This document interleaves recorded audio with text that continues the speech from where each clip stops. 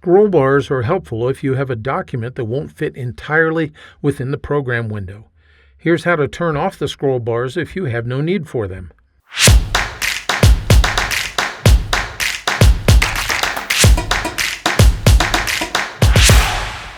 At the bottom and right side of the document, there are scroll bars that control what part of the document you're viewing at any given time. These scroll bars are particularly noticeable when you have a wide and a long document. The document on the screen is a long document, but it's not terribly wide. It all fits within the width of the program window. I can solve that just a little bit. I'm going to increase the zoom factor here until it no longer fits completely. And now all of a sudden, you can see that there is both a vertical scroll bar and a horizontal scroll bar on the screen. Those aren't always visible, but they become visible when you start to move around within the document just a little bit. If you need more room to view a document, or more particularly, if you use Word without a mouse that much, perhaps you use keyboard shortcuts for everything, then you can turn off the scroll bars.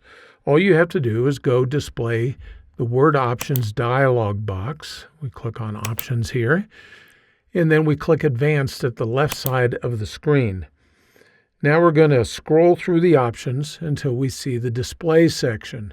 That should be down much closer to the bottom of the dialog box. It's right here.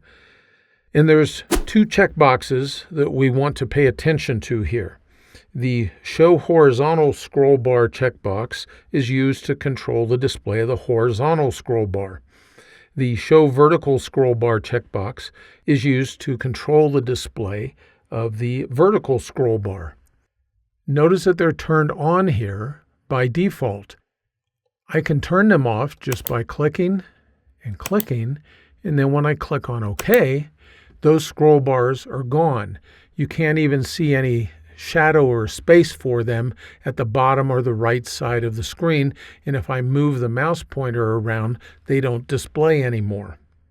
With the scroll bars turned off in this manner, you must use the cursor control keys to move through the document. I hope that you found this quick tip helpful. If you did, well, you might consider signing up for my Word Tips newsletter. Every weekly issue is free, and it includes great tips that you can put to work right away. Information is in the notes just below this video. Thanks for spending a few minutes with me today.